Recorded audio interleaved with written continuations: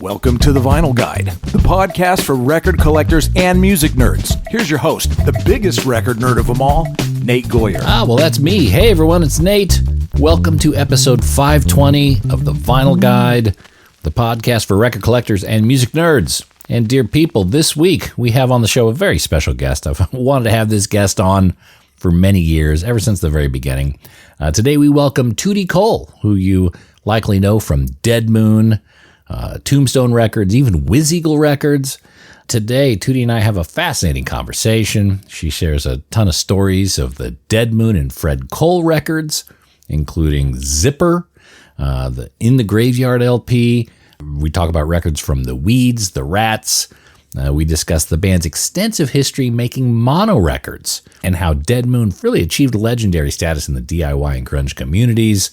They use a 1954 cutting lathe that's still in her house. We talk about the band refusing major labels, the creation of the iconic skull logo, and a ton more. Just a quick note, fans of Dead Moon and Toody will know she's got an amazing laugh. And here's an example of that right now. Oh, it's fantastic.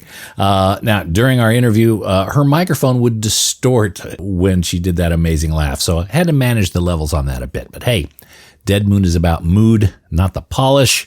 It's spirit, not perfection. I know many audiophiles listening can be sensitive to distortion, so just calling this out early before the emails and messages start. Toody is an absolute legend. So cool, so determined, so independent and authentic, and she continues to tour and play those songs around the world, including Australia. Now, there's a handful of shows at the end of November, primarily in Victoria, Balnaring, Castlemaine, Melbourne at the Tote Hotel. Get those tickets as soon as you can, ontheloose.au or facebook.com/ontheloose.au. It's going to be very special at those shows. They will sell out, so try to get your ticket as soon as possible. And of course, see if you can grab one of those latest Dead Moon 4 LP anthology box sets.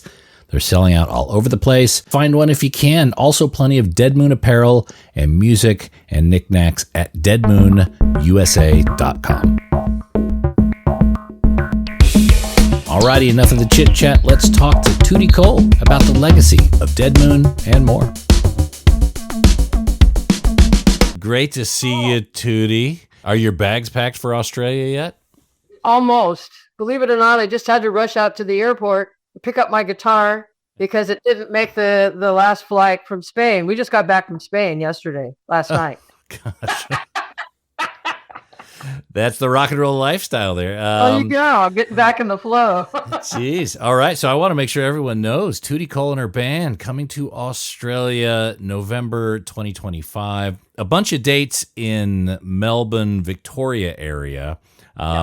Personally, I'm not in that area. I'm gonna have to get on a plane to see you. I don't mind, but it's curious. You're coming over to only play one city. Well, that's kind of always been our hub, and part of the reason is I'm kind of jumping on a few dates. The two guys that I play with, they're also in another band, Jenny Don't and the Spurs. So they're going to be doing a more extended tour over there, and I'm just joining them for these 4 shows. To where we'll play on the same bill. So it's just kind of the way that it worked out. And I'm really looking forward to coming back to Australia. I have so many friends in the Melbourne area that I keep in touch with and have kept in touch with over the last, 30 years, 40 years. I'm losing count. Well, we need you to get some friends in the Sydney area too, Toody. Well, we played there quite a bit, but we kind of spent way more time in the Melbourne area. I still remember the one gig that we played. I don't remember which tour it was on, but we played a bunch of stuff around the Sydney area. And then we went up north, and I think it's the Blue Mountains, to this big commune that was way up in the mountains. It was just gorgeous, and played there over New Year's Eve. Got to see, kangaroos and all that for the first time out grazing in the backfield. And that was really cool. So, if I come back, I'll catch you guys. Excellent. Well, I'm so glad your passport is well warmed, and hopefully we'll see you back here again. But I will be getting on a plane because I definitely don't want to miss these shows. I'll put links in this episode page. So we got a lot to talk about, and here on the show, we celebrate vinyl records. We celebrate a lot of the rarities and the DIY culture. Which, oh my God, I mean, you were so.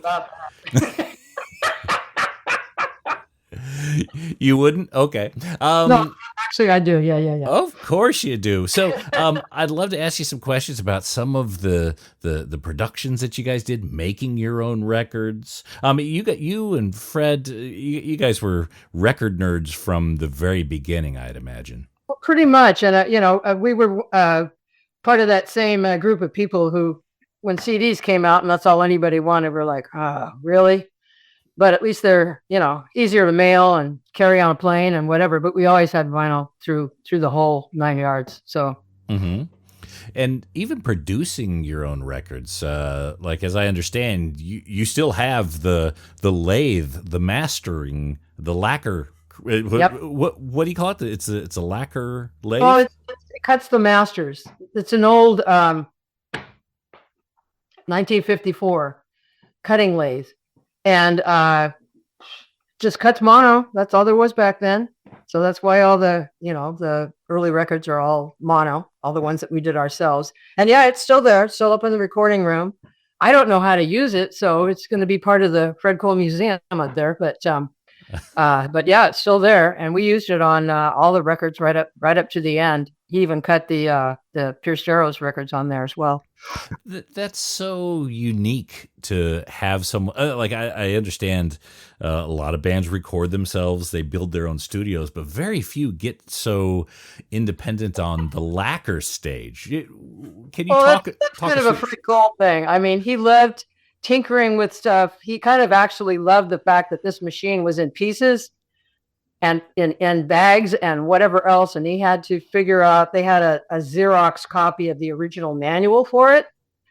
So he read that and messed around with it for, probably a couple of months before he got any sound out of it. Just putting it all back together properly and making, it has a big amplifier with these huge tubes that look like mason jars on it. It's very Frankenstein. When we first lit it up, all that lights in the house would dim. I shit you not. I believe it. It's really a fun thing. He loves tools. He loves building stuff. So, at that point, that's one of the reasons that, from that time on, once he got it actually working and we cut our first 45 on it, then, that was it. He was gone. What was the first 45 you guys cut on it? Was that the Parchment Farm? It was on the Hey reverse. Joe. Yeah, Hey Joe. Thank you. Okay. My pleasure. So everybody remembers better than I do what's on what record. Well, especially record nerds, because Dead Moon, as you know, is quite collectible, especially those original records. Yeah.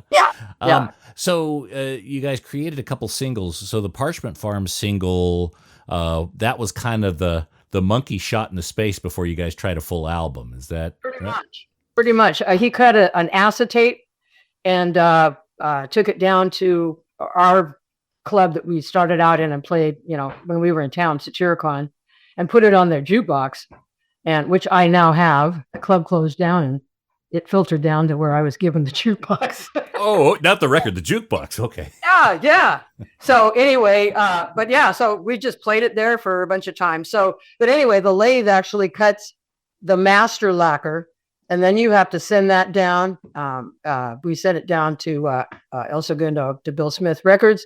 And then they make you send it to some place where they make the master, the mothers, and then they press it, in a regular pressing plant. So it's not just it's just the first stage of getting it once the recording's done, Yeah, but so few artists do that themselves. I wonder, was that a reaction to maybe there was a bad experience with previous albums and he decided, the first Rats albums that we did, when they came back, everybody tried to make them more commercial, I guess. put all this compression and stuff on it. Anyway, not the super raw in your face sound that Fred wanted. So all those trying to think, yeah, all three of the Rats albums were done by somebody else. He didn't actually start using the lathe until Dead Man. So that was a big part of it. Also, you got to remember that Fred and I were in business through all of this.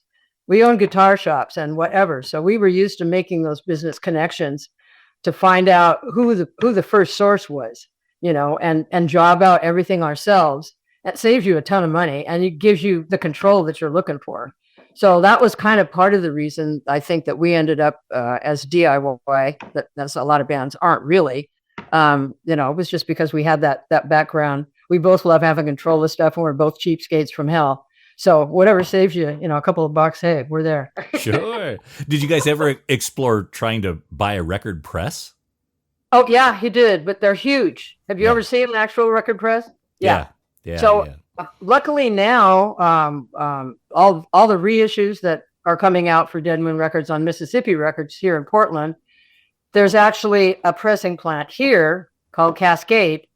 They bought out some pressing plant from Canada, I think, and moved everything down here. So we actually have a local pressing plant now. So, by the way, I hear Cascade is starting to shut their doors. Well, I hope not. Yeah, I just got the note about a week or two ago. I'll look into that because that'll, at this point it's been great. I mean, they've had a huge backlog, but it's just really hard to make it with that kind of a business. So yeah. They said they're going to finish up the jobs that they have. Yeah, at this point, most everybody I talk to, even locally here, because Cascade takes so long to get their press out, are sending everything to Czech Republic. So most things coming from there. I think you guys kind of do the same. Look, a lot of people have to, and no one's making a fortune in the music. Well, no artists are making a fortune. Everyone's trying to save a little bit. The guys that sell those collectible records, they're making the bucks. Okay, that's what. There's a few people who actually have done well at that, but most of us are just still listeners and collectors because we love it. Most of you are the ones putting the cash out. Well, and we don't want to let it go. Hell no! Hey, thank God for you guys. That's great. So going back to something like even like the Weeds, that single, "It's Your Time." What do you know about that? I don't think you and Fred were. Oh yeah, well yeah, but you forget we shared every story of our lifetime within the first year that we were together, and then some.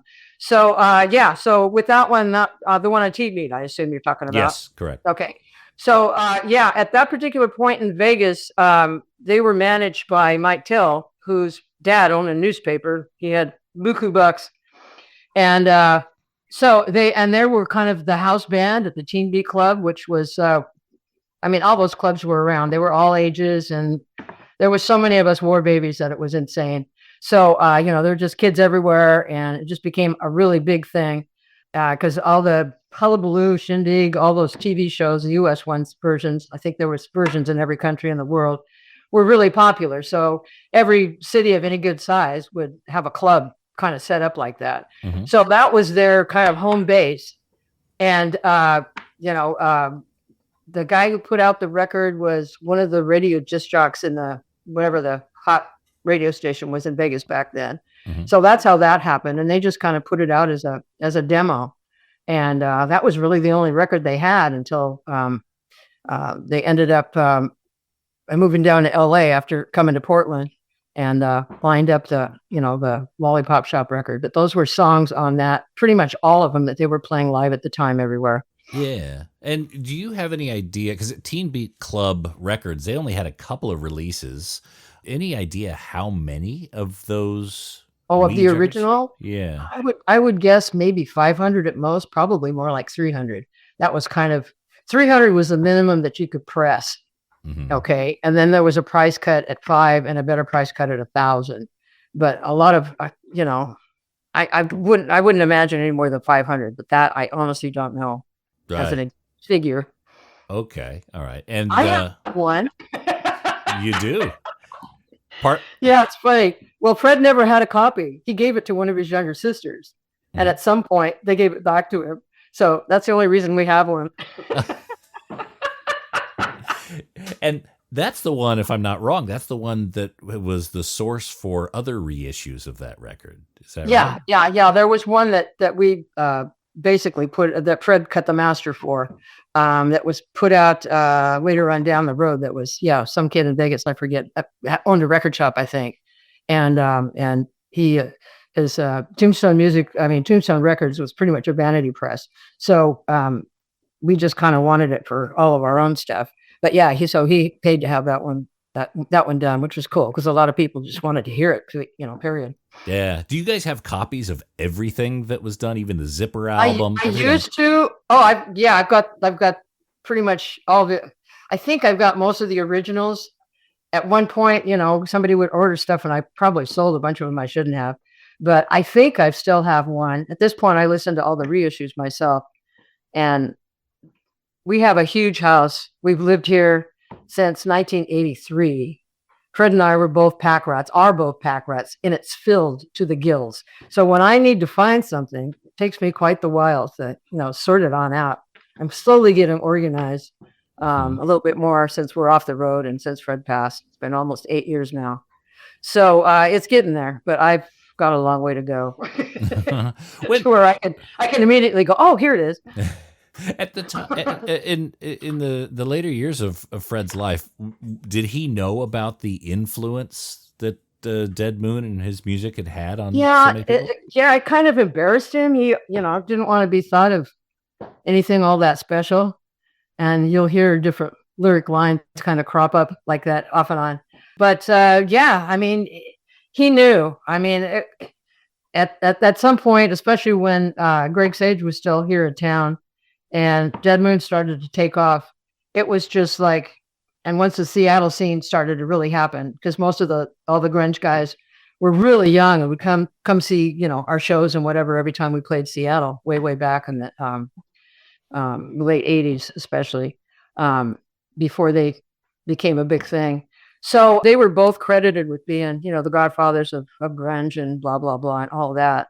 And you can hear the influence in a lot of the music that came out of the grunge, Seattle especially. Yeah, totally. So he recognized that. He knew it, and you said it kind of embarrassed. He didn't feel comfortable with it. No, he wasn't. I don't know, as flamboyant as he was on stage, especially when it was the lead singer. Oh my God, it was just kind of he's very private too. But when we were on tour, I had a great time, loving talking to people and all the rest of it, and the first tours that we did in New Zealand and then Australia as well. When you go to a place and it's new for the first time, it's great. You really get out there and see a lot and do a lot, meet a lot of people and all the rest of it. It's a blast. And then when you come back, it's kind of like going home again, which is great. Yeah. Now I heard a story that in the Nirvana tour of 1992 of Australia, which you could actually, that's an original poster right there. Oh, no kidding. Yeah. You guys were discussed about being a part of that tour. No, we weren't. We weren't. Okay. Everybody gets that particular story wrong. Okay. Because, we spoke to all those guys at different points, which was really cool. The deal is that one of his hardcore rules is that you don't cancel one gig if a better gig comes along. If you've given your word and your commitment to this, you don't go, oops, sorry. Yeah. So we had already committed to that New Zealand tour in 92. And I have never regretted it. It's a drag that it never linked up again to where we were on the same bill with Nirvana, which was really a drag. But we played 19 shows in New Zealand that tour. If you've ever been in New Zealand, that's every dinky little... That's every town. Every town. And so it was amazing to be there. The landscape is just so surreal, and I'm from the Pacific Northwest, so I'm used to trees. But when you see firs and huge ferns and everything looks prehistoric and, bam, right down to the ocean. Everything's so drastic there. Mm-hmm. And it was just the most outrageous fun tour I've ever been on. At that particular point, that part of the world was still the wild, wild west. Oh my God. It was so cool. It was like, mm-hmm. Balls to the walls. Here we go. That was the most fun tour I think I've ever been on. So, but that was the reason that we didn't do the tour. It was just that it was, a clash in booking, unfortunately. Yeah, understand. Now, you guys never really videoed your shows until a bit later. Do you have a lot of video, or do you have much? Well, it's video all from them? stuff that somebody else did. Yeah. When we first went to Europe, Hans Costello from Music Maniac Records, who did a lot of the presses of the European versions he would come along on tour with us and tape a lot of stuff. There's probably more audio because a lot of stuff was just recorded off the soundboard. Mhm. And then once the technology came up to where people were able to, get camcorders or whatever else, there was a lot of bootleg stuff that was recorded, but it's all done by somebody else. We never, until the documentary that Jake Summers and Kate Fix did. And they followed us around part of a European tour and then part of an American tour as well. And did all that footage, And there's another documentary coming out, like 20 years in the yeah, crypt. well, it's extra footage that Jason had taken, and a lot of it's shot. It's really cool because a lot of it's shot from backstage, so you're getting, the band's view of what's going on, which I loved seeing. It was like, God, it just brought you back right there. It's totally different than seeing, the band's like, yeah, I know what we look like. We always look like that. But to see, what's going on out there, it's, it was really cool. What surprised me most is the sound also was quite good. Sure. Well, again, technology, you're able to, dial that in so much better now just because that, it's the way things are. So it's one of the cool things about tech. Mm-hmm. So what do you remember about Zipper, specifically the creation everything? They lived in our house. They practiced in the basement. I mean, come on, you forget. I mean, this is like, I lived in band houses until through Zipper. We didn't move out here to our property until 78. And at that point, we lived in a tent for 6 months. Mm-hmm. And then built, what basically is a big clubhouse.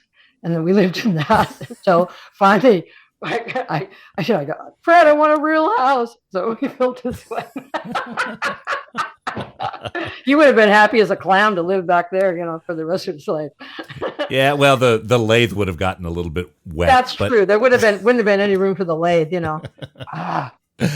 So the band Zipper creating the album, where was that recorded? How quick was it? And do you recall how many? Well, they recorded it pretty quick because they had been playing those songs live for a while. Mm-hmm. And once they had enough written and enough down to get an album out. Yep. I don't know if it says on the record. I'm trying to remember. It wasn't Ace Tunnel. It was recorded at one of the studios here in town. Recorded by Bob Ross at Recording Associates. Oh, Recording Associates. Okay. Yeah. Cool. Okay. Yeah, and we also recorded the Red album there, the Red Rats album, In a Desperate. Was the band happy with the album as a result, or pretty much. I mean, it was 70s butt rock, so that was the sound, blah blah blah, and it was that was the last thing that Fred was actually doing as a lead singer, because he was playing an instrument or anything in that band. But I mean, to me, it's great that it's that dateable as far as when it came out. I mean, it kills me. Half of the songs and the song lyrics you couldn't even hardly get away with. They're not PC. So, yeah. But I love it that in the documentary that Andrew's kidding him about, ow, ow, ow. That was the time. It was, Yeah. So it's very cool. Yeah. And there's been a recent reissue on Permanent Records. And they're down in LA. Yeah. Yeah. I'll put a link for people who want to. And I do actually have those still available on my website, but it costs a mild fortune to ship them to Australia. Sorry about that, guys. Oh, can you put them in your bag? That'd be great. Why, don't you have one? Oh, I've got my copy. I've got my copy. Yeah. So do you still have the tapes and things from Zipper? We've got one of them. I don't know whatever happened to the other one. And we got that back from somebody who found it in a recording studio basement or something stupid. And it's on the really wide tape. Yep. So it's really hard to find something to play that you can even anybody machine that'll play that stuff. It's like a 2-inch, like a multi-track kind of. Yeah. Okay. The big, the ones that are like this deep. Mm-hmm. So, a lot of those have been transferred at some point. We had, I think some of the rat stuff had to be transferred like that too. There's a guy here in town, Mike Lastra, who, got somebody to bake the tape and, and bring it down to where he could, put it through ProLogic or whatever. Oh, good. Computer program thing, to get all the changes in there that you want. Okay, so you've backed up all the tapes. Is there anything that you're missing? Any session that just is lost and you'd love to find? Where the lathe is, there's shelves of nothing but tape, stuff that's recorded on tape. So I probably have most everything. Yeah, I don't have nothing from the Lollipop Shop, of course. I mean, they all ended up down at uni, and God knows what happened to them after that. So, but yeah, anything that we did ourselves, we got all that on tape. Do you know what happened to the rights of the Lollipop Shop? Is that something? Yeah. Finally, Ed Bowen, who was a guitar player, did a bunch of research. We found out later that their manager, Lord Tim Hudson, had that's where this Freddy Colletti comes up. Had said that Fred Cole was a stage name and his real name was Freddy Colletti and whatever. Anyway, he basically stole the publishing, and so it just ended up to where Lord Tim collected whatever royalties were happening forever and ever. Amen. So, anyway, Ed Bowen finally got everybody together and got a hold of Lord Tim, who was still living at the time, and kind of got everything squared away to where we're at least getting a teeny royalty off of the record. But at this point, most of it's all is gone. I still have the contract that Fred signed where he sold his publishing for $1. And they told him that he had to, or the record wouldn't come out. It was 19, so, hey. Exactly. What it was the only thing that mattered to him was getting that record out. And as I understand, the band was under the impression they were still called the Weeds at that time, and the album came out. Again, their manager came up with, I'm going to get you on Uni Records, and they had Peanut Butter Conspiracy, and who was the other bubblegum band? Anyway, they were. So he thought, let's push them in that direction and to close the deal. So he came up with the name, the Lollipop Shop. Fred hated it. Just hated it. That and the pink sweater they made him wear on the cover, or on all the photos, all the promo photos. It's just like, embarrassed the hell out of him. But he got outvoted. All the other guys in the band voted to go with this new manager and leave the one that they came from Portland with behind. So, I guess when you're 19 years old, those sort of experiences are pretty pivotal to help grow your middle finger for use later in life. You better, yeah. Well, or learn some business sense ASAP. Yeah. I mean, I'm happy as hell, but at this point, all the younger bands that are coming up that are going to hit, any level of success are way more street savvy than that now. So, and don't get taken advantage of, like like the old blues artists and all the bands in the 60s as well, the early 60s anyway. But it's also, this is an environment where it's a bit easier to be DIY. The resources that a lot of artists have these days. When you guys were doing this, 70s and 80s, there were only a handful of labels that were successful at it. Did you communicate much with labels like SST or Discord, some of the other DIY labels at the time? More Rough Trade, and we were never really approached by any of those labels, but a lot of the bands that we played with on a routine basis were like on Alternative Tentacles, or a lot of the West Coast indie labels that later got absorbed. And then we worked with Sub Pop on different part of the Singles of the Month Club, and then when they put out the Echoes of the Past CD set. So. Was there a point in time, maybe around kind of the grunge explosion, when major labels were coming to Dead Moon, coming to you and Fred and saying like, "Hey, let's do something on our label"? We got one. I'm trying to remember who it was now because I don't want to say the wrong one. We got one approach, but he I mean, after his experience with the Lollipop Shop, he didn't even want to talk about major labels again, just because, man, then you're in a position to where they got to recoup all their expenses, okay? And they'll spend money on whatever the hell they want to spend. And then they usually have a huge promotional budget that most people figure, oh, well, that's on top of whatever. No, the band pays for that, okay? Yeah. The band pays for everything. You didn't want somebody didn't want to be under anybody's thumb like that. Yeah. So it was never even a consideration. And luckily for us, at that particular point in the 90s, when live music bands were really at their peak, it didn't really matter all that much, and especially to European, when we were touring Europe a lot, and that was our, not our only fan base, but our biggest fan base. Mm-hmm. At one point, you went from Whiz Eagle Records to Tombstone Records. Yeah, you want to know why? Tell me. Our first music store in downtown Portland was called Captain Whiz Eagles. Mm-hmm. That's where we were when the Zipper album came out, so it was on Whiz Eagle Records. Who was Whiz Eagle? Like, where was? This is kind of a long story, but it's cute. Okay, so get the right year. In 1970, after we came back from LA, and after the Weeds Lollipop Shop had basically dispersed, we decided that we wanted to go up and homestead in the Yukon territories. You were still able to do that. So we had two little kids then. So we drove up, went up and got all the way to Whitehorse, broke down outside of there, got picked up by a couple who brought us into town and told us that, that we could go, because we were actually headed to Alaska. Fred's grandmother lived there. So I said, hey, yeah, you can go down, you can, camp on, get some land, and as that they'll eventually give to you after X amount of years, blah, blah, blah, and homestead.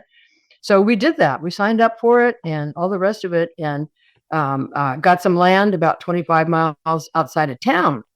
And Captain Whiz-Eagle comes from a story Fred wrote for the kids called Captain Whiz-Eagle and the Snake Troopers. Which I don't know if I still have, but anyway, that's where it came from. It just out of his brain, that was it. And then for Tombstone Records, we split up our partnership. My younger brother was partners in Whiz-Eagles downtown.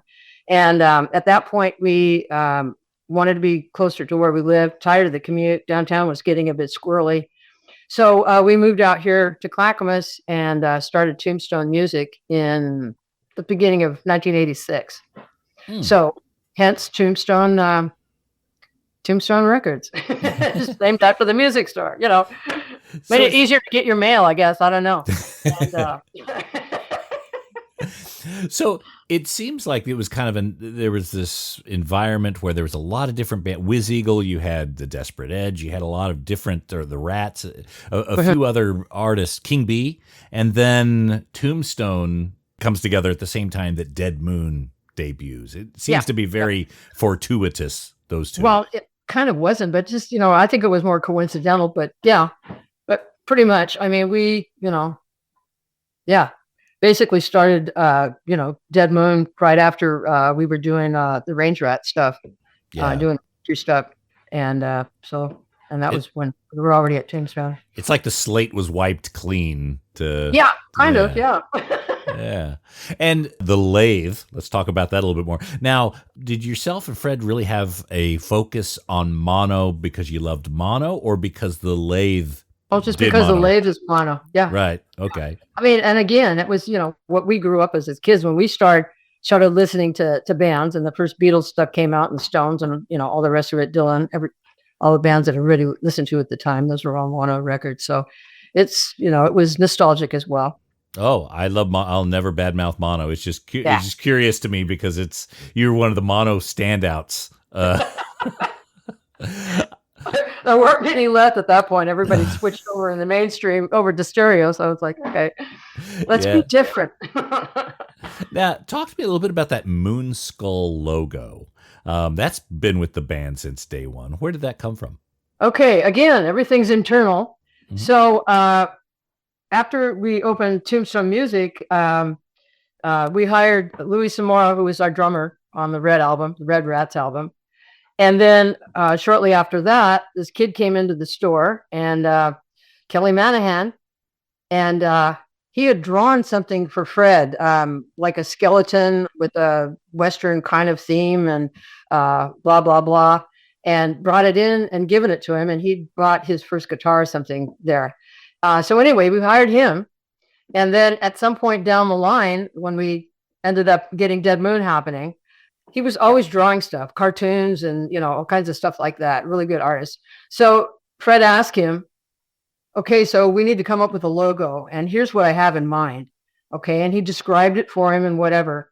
And Kelly's kind of a big kid, So anyway, he draws everything nice and round and, clownish kind of looking. And so I've actually got the original, I think it's probably in the book of the, what happened as how it came down to whatever. So he'd draw whatever, bring it in the next day, and Fred go, no. Give it gnarlier. And this went on for about 2 weeks or about, I don't know, through at least a dozen different versions until he finally goes, man, he goes, I don't know if you're going to like this. I mean, you said really gnarly, so this was as gnarly as I could think to get it. Fred goes, oh my God, that's it. That's the one. And then he was the one that came up with the, using spray paint to have the drippy kind of look to the lettering. Yeah. Yeah. Okay. All right. Because neither one of us can draw, that's for sure. Stick people. Hey, you focus your talents elsewhere. That's okay. Yeah. But that logo's kind of been there since day one. I mean, people have tattoos of it. It's on every release. Oh, yeah. It's just, was it inseparable from the band? Yeah. Well, I love the fact that there's not that many band logos that are instantly identifiable. Mm-hmm. And this is definitely one of them. Zero text too. Yeah. And of course the cover of the Graveyard album, the drippy, that was hand done by Fred, you said? Yeah. Well, he pretty much hand did most of the early covers himself. Always wanted to have a picture, most of the time have a picture. And like on the Graveyard album, that's why you see the photo that we had to use. We took it at a graveyard, and Fred wanted to have the full moon there. It's this old graveyard up on a hill in Portland. And the moon was too high, so that's why he cut the photo and brought the moon down so you could see. Oh. You know what I'm talking about? You can see the lines. Yeah. So, or he would handwrite a lot of stuff on a lot of them. That's all his handwriting, like with where the numbers are on the corner on the backside. And, so he pretty much, a lot of it was just from the punk rock days of all cut and paste stuff, Yeah. So a lot of it was done like that. It looks cropped almost like a cathedral or like an entranceway, that picture. Yeah, exactly. Yeah. That's why. Now, you still have all that original artwork, all the... Most of it, I actually sold the one for the DOA 45 to a guy in New York who's been a friend and a fan forever and ever. But everything else, you used to have them done on huge film. I don't know if you're aware of that. So a lot of them I think they call it. Yeah. A lot of them are in huge boxes, but they're stored in the closet and up in the recording room with the lathe. All that stuff's kind of in the same room. Wow. Okay. I say we save everything. Okay. I've slowly been going through since COVID, all the posters that we collected, and selling a lot that I had duplicates of, and getting my favorite ones framed up and put in the house and all the rest of it. So still sort through that, but. Is your thought that there would be some sort of Dead Moon or museum at some point with all this material? Our friend Jazzy's got a smallish one with part of our back line in Holland, in Nijmegen. Okay. So, in Holland. So, but I don't know. I mean, to me, my house is, if you ever come to my house, okay, you'll see the museum's here. Everywhere. I kid you not. Don't be surprised if I darken your door one day. I'd love to see it. Even behind me, there's a ledge that Fred built that's got a bunch of our cowboy boots that we wore out from playing in bands. With so many releases, is there one that's particularly poignant for you? Well, it's funny that you say that. I mean, did you ever hear that Portland created the Dead Moon Night I've heard that, thing but I'm on not. October 5th, okay, which was just recently. So everybody gets together and does something special. And this year we had a bunch of different bands play covers of Dead Moon, or just covers of songs that Fred wrote.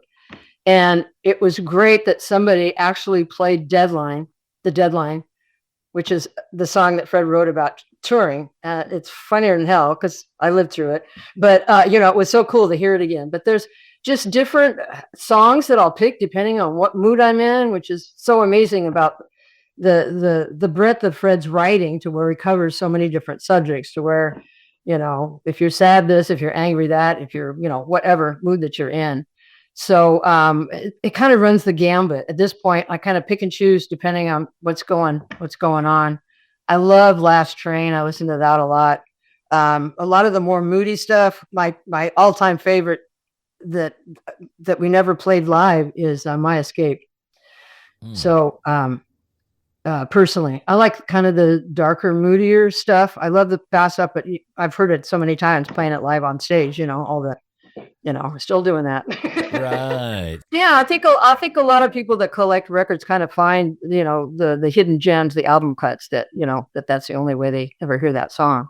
And luckily, the material's still available. There was the book.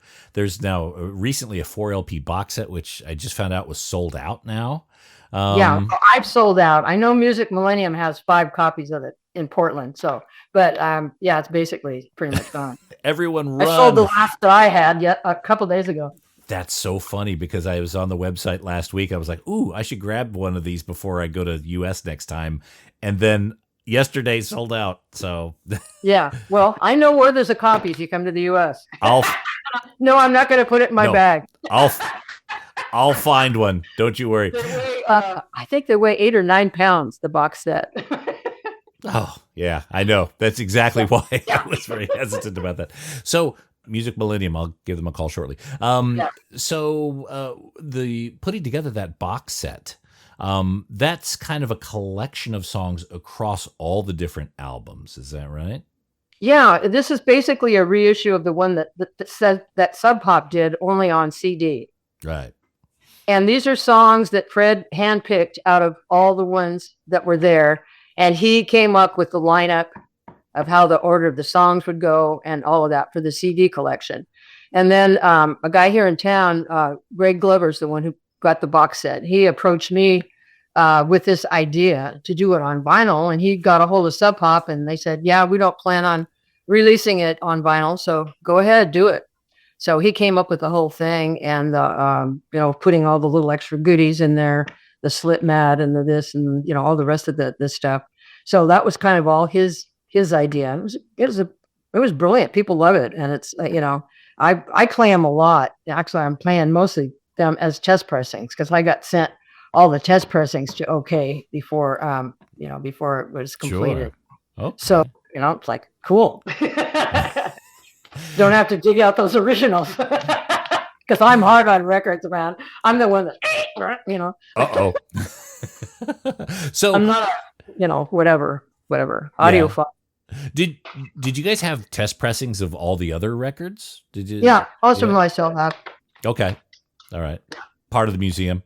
Yeah, and also at one point the company that we went through made the stampers, or they saved all the stampers down at Bill Smith. And at one point he passed and then his son took it over. But anyway, they sent all of those back to me too. So I have all those, the metal disc. You so do have a big house. Oh yeah. So it's like, he goes, do you want these? Like, oh yeah, sure, send them. So he sent all the Tombstone ones anyway. Was there any projects that Fred was working on, at his time of passing that remain unfinished? Yeah, he was working on 2 or 3 different songs that we never even got to the point of recording. The last trip that we did with the duo was at the beginning of 2017. He passed away that November. So he already knew he had cancer and that it was progressing and that it had gone into his bone. So we did that last Euro go around and he was really sick near the end of that. So, and then once he came home, he had to start doing transfusions and chemo and all of that. So that, he wasn't writing like profusely like he was at the beginning at that particular point, but he was working on a few songs, but we never did get anything recorded. Okay. No record of those except he just got too sick to do it. Yeah, just got too sick to do it. I can hear under my head, but that's about it. Okay. Well, look, Toody, I'm really so happy to be able to have this conversation with you. I'm such a fan, and looking forward to seeing you down in Melbourne. I don't mind jumping on a plane. You're jumping on one that's coming a lot further than I would. So, but I will put the links in this episode page of the dates. It's late November. So everyone else can arrange their calendars. Toody Cole and her band. And again, Toody, thank you so much for joining us here and putting up with our record nerd questions. Hey, no problem. And travel safe, and we'll see you at the end of November. Okay, you too. All right. Looking forward to it. Cheers. Bye. Cheers.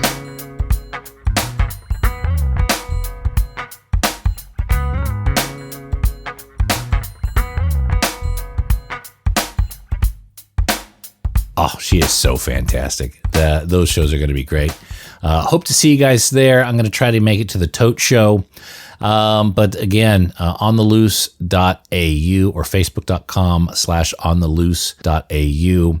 All the Dead Moon stuff is available at deadmoonusa.com. I've got links in this episode page. And you know who's got a reissue of the Zipper album? Permanent Records. So I'm going to put that link in this episode page as well. And we hope to have Toody back on the show at some point. I think there's still lots of vinyl room to cover there. And that's it for this episode of The Vinyl Guide. Thank you so much for tuning in.